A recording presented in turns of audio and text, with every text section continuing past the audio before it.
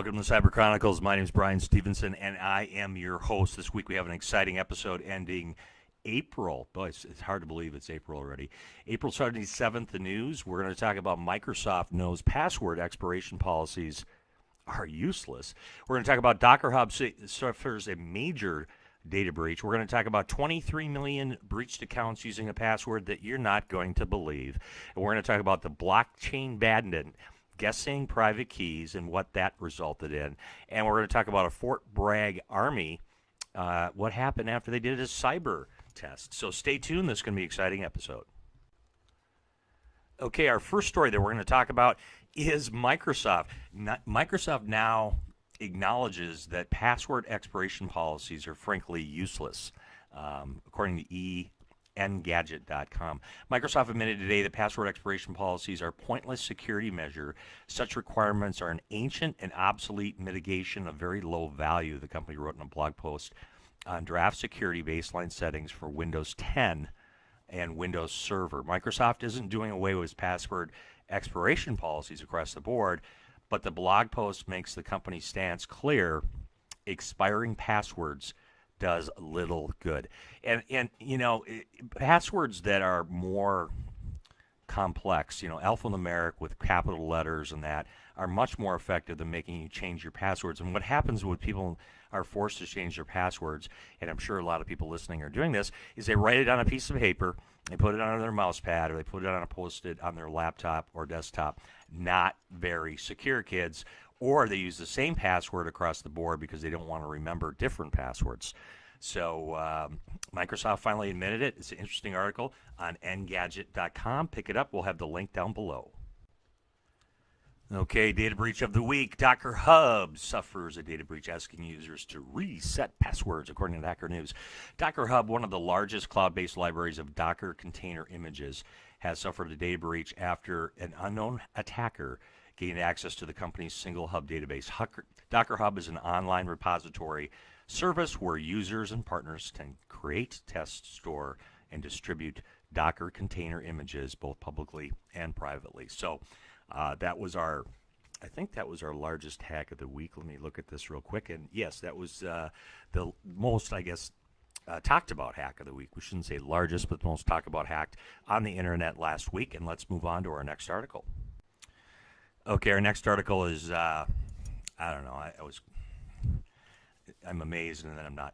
Over 23 million breached accounts use the password. Guess what the password is, kids? Are you guessing? Are you saying it out loud? Are the people next to you in the car looking at you? 1, 2, 3, 4, 5, 6 is the password. Analysis over 100,000 most commonly recurring breach passwords confirms 1, 2, 3, 4, 5, 6 is the undisputed king of atrocious passwords. Yay! Using the data from Have I Been Pwned? If you haven't seen that website, it's great. We'll have the link down below, too, for that one. The website allows you to check to see if your email has been compromised in a known data breach. If your email was in a data breach, you can search under that. And the accounts worldwide were secured.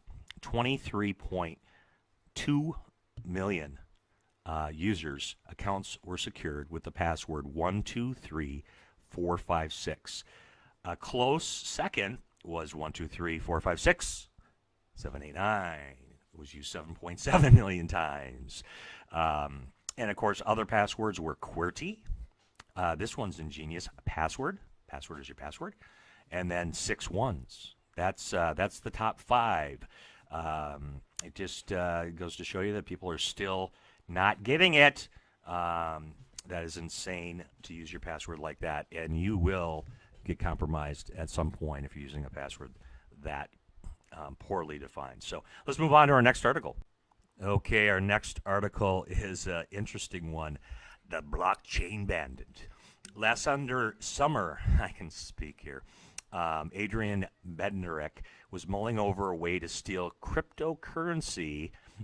He was a security consultant at the time, was working for a client for a theft-plagued cryptocurrency industry, and he was drawn to the currency because of its notorious complexity and potential security vulnerabilities of the moving parts that it might create. And he started with a simple question. What if the owner of the currency stored their digital money with a private key, the unguessable one, right? 78-digit string of numbers that protects the currency, stashed at a certain address that had the value of 1. To his surprise, he found that this was actually being used quite a bit, and he was able to find a wallet that had a value of 1. And by the time he got there, someone actually had stolen the money already. According to this Wired magazine, there's been millions of dollars of theft so far. So if you're using cryptocurrency, you obviously don't want to use your private keys to have a value of 1. So the article, as always, Wired magazine does a great job. That was our next article. Let's move on to our next one. Okay, our most shared article of the week, Fort Bragg Army does a cyber attack test. Sorry, I don't know why I laugh with all this stuff. Cyber attack test cuts power to thousands of people. So Fort Bragg, North Carolina, as you probably know, is one of the Army's largest posts. Had a blackout for more than 12 hours overnight Wednesday as a part of a cyber attack military exercise that came as a complete surprise to its tens of thousands of residents. The fort, there it says right here in the article, Army says it's the world's largest military post, cut off electricity to identify shortcomings in our infrastructure, operations, and security. Operation controls have been a big issue for a long time. Most operational controls don't even use authentication or passwords to log in. It's absolutely terrifying. Our infrastructure is so vulnerable. It's probably our largest vulnerability across the board right now. So that was our number one article that was shared across the internet last week. As always, thank you so much for listening. If you have not done so before, please hit the subscribe button. We really appreciate it. And as always, take care and stay safe.